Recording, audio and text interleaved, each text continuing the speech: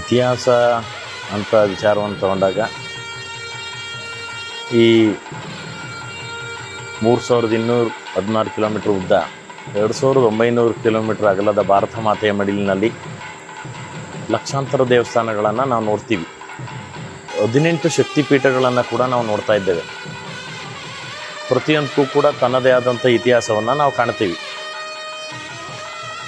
1,91,791 ಚದರ ಕಿಲೋಮೀಟರ್ ವಿಸ್ತೀರ್ಣವನ್ನು ಹೊಂದಿರತಕ್ಕಂಥ ಈ ಕನ್ನಡ ಮಾತೆಯ ಮಡಿಲಿನಲ್ಲೂ ಕೂಡ ಐತಿಹಾಸಿಕ ಸ್ಥಳಗಳನ್ನು ನಾವು ಕಾಣ್ತಾ ಇದ್ದೀವಿ.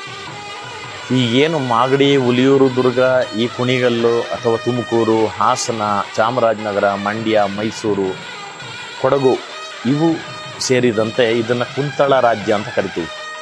ಈ ಕ್ಷೇತ್ರದಲ್ಲಿ ರಾಮಾಯಣದ ಕುರುಹುಗಳಾಗಿ ನಾಮದ ಚಿಲುಮೆಯನ್ನು ನಾವು ತುಮಕೂರಲ್ಲೇ ನೋಡ್ತಾ ಇದ್ದೀವಿ.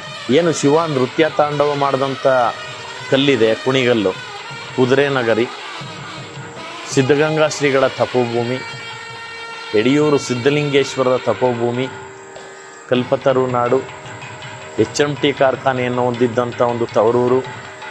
ಅಲ್ಲಿಂದ ಈ ಒಂದು ಸುಂದರ ತಾಲೂಕು ಕುಣಿಗಲ್ನಿಂದ ಅರ್ಜುನಾಪುರಿ ಮದ್ದೂರಿಗೆ ತೆರಳುವ ಮಾರ್ಗದಲ್ಲಿ 22 ಕಿಲೋಮೀಟರ್ ಕ್ರಮಿಸಿದರೆ ಹುಲಿಯೂರು ದುರ್ಗ ಅಥವಾ ಕುಂಚಿ ಬೆಟ್ಟ ಸಿಗುತ್ತೆ. ಅಲ್ಲಿಂದ ಮಾಗಡಿಗೆ ಹೋಗ್ತಕ್ಕಂಥ ಅಥವಾ ಬೆಂಗಳೂರಿಗೆ ಹೋಗ್ತಕ್ಕಂಥ ದಾರಿನಲ್ಲಿ 6 ಕಿಲೋಮೀಟರ್ ಕ್ರಮಿಸಿದರೆ ಸುಂದರವಾದಂಥ ಒಂದು ಅಂಗ್ರಳ್ಳಿ ಅಂತ ಸಿಗುತ್ತೆ. ಮಹಾಕಾಳಿ, ಮಹಾಸರಸ್ವತಿ, ಮಹಾನ್ ಶಕ್ತಿ ದೇವತೆ ಅಂತ ಕೇಳ್ಪಟ್ಟಿರ್ತಕ್ಕಂಥ ದಕ್ಷಿಣಕಾಳಿ ಶ್ರೀ ವಿದ್ಯಾಚೌಡೇಶ್ವರಿಯವರ ತವರೂರು, ಅಧಿದೇವತೆಯ ತವರೂರು KG ದೇವಪಟ್ಟಣ. ರಾಮಗಿರಿ, ಭದ್ರಗಿರಿ, ಹೇಮಗಿರಿ ನಡುವಿನ ದೀಪಾಂಬುದಿ ಕೆರೆಯಲ್ಲಿರ್ತಕ್ಕಂಥ ಜಲವಾಸಿನಿ ದಕ್ಷಿಣಕಾಳಿ ಮಹಾತಾಯಿ ಶ್ರೀ ವಿದ್ಯಾಚೌಡೇಶ್ವರಿ. ಕೆಳದಿ ಮಹಾರಾಜರ ಕಾಲದಲ್ಲಿ ಈ ಒಂದು ಜಾಗದಲ್ಲಿ ಒಂದು ಮಂಟಪ ಮಾತ್ರ ಇತ್ತು. ಹಿಂದೆ ಈ ಒಂದು ಮಠದ ಶ್ರೀಗಳು ಏನು ಅಂಕುಡೊಂಕಿನ ವಯ್ಯಾರದ ವನದೇವತೆಯ ಮಡಿಲಿನ ಸಿರಿಯಲ್ಲಿ ನಾವು ಬರ್ತೀವಿ ಪ್ರಯಾಣದ ಮೂಲಕ. ಆವಾಗ ಒಂದು ಉತ್ತರ ಕರ್ನಾಟಕದ ಸದ್ಭಕ್ತರೊಬ್ಬರಿಗೆ ಒಂದು ವಿಗ್ರಹ ಸಿಗುತ್ತೆ ಭೂಮಿಯ ಒಳಭಾಗದಲ್ಲಿ, ತಳಭಾಗದಲ್ಲಿ. ಅದಕ್ಕೆ ದೊಡ್ಡಚೌಡಮ್ಮನವ್ರನ್ನ ನಾವು ವಸುಂಧರಂತರಾಳ ಮೂರ್ತಿ ಅಂತ ಕರಿತೀವಿ. ವಸುಂಧರೆ ಅಂದರೆ ಭೂಮಿ. ಅವರು ಗುರುಗಳು ಶನೇಶ್ವರರ ಆರಾಧಕರಾಗಿರ್ತಾರೆ ಚಿಕ್ಕ ವಯಸ್ಸಿನಿಂದಲೂ ಕೂಡ.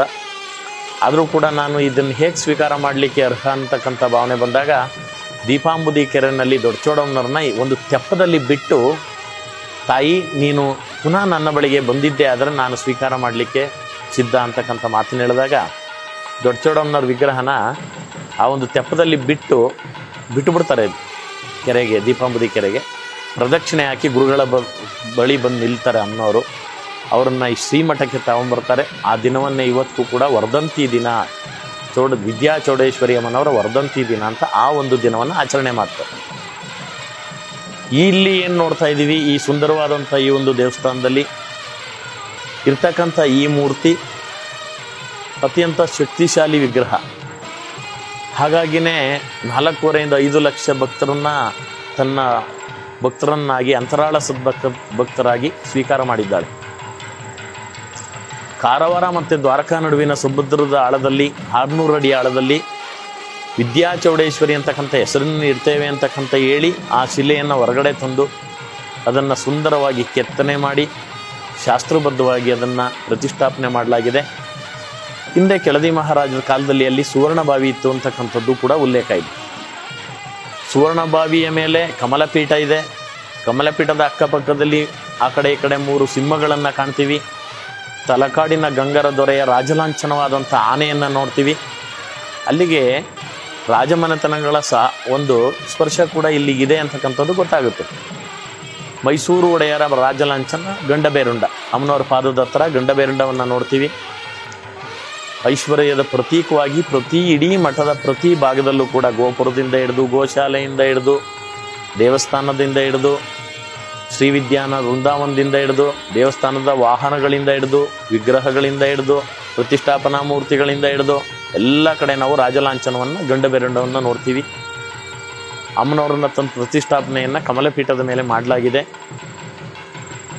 ಎಡಭಾಗದಲ್ಲಿ 5 ತುಪ್ಪದ ದೀಪಗಳು ಸದಾ ಉರಿತಾ ಇರುತ್ತೆ. 5 ಪಂಚದೀಪಗಳು ಅದಲ್ಲದೆ ಕಾಲಭೈರವ, ಶ್ರೀರಾಮ, ಅಯ್ಯಗ್ರೀವ, ಶಾರದಾಂಬೆ ಹಾಗೂ ಅಮ್ಮನವರ ಏಕಾಂತ ಮೂರ್ತಿ, 5 ದೇವತೆಗಳು, 5 ದೀಪ, 5 ದೇವತೆ ಮತ್ತು ಗಂಡಬೇರುಂಡ, ಸುಂದರವಾದಂಥ ಅಮ್ಮನವರ ಮೂರ್ತಿ ಹಾಗೂ ಅವರು ಧರಿಸಿರ್ತಕ್ಕಂಥ ಆಭರಣದಲ್ಲಿ ಶ್ರೀಚಕ್ರದಲ್ಲಿರ್ತಕ್ಕಂಥ ಬೀಜಾಕ್ಷರಗಳನ್ನು ನೋಡ್ತೀವಿ.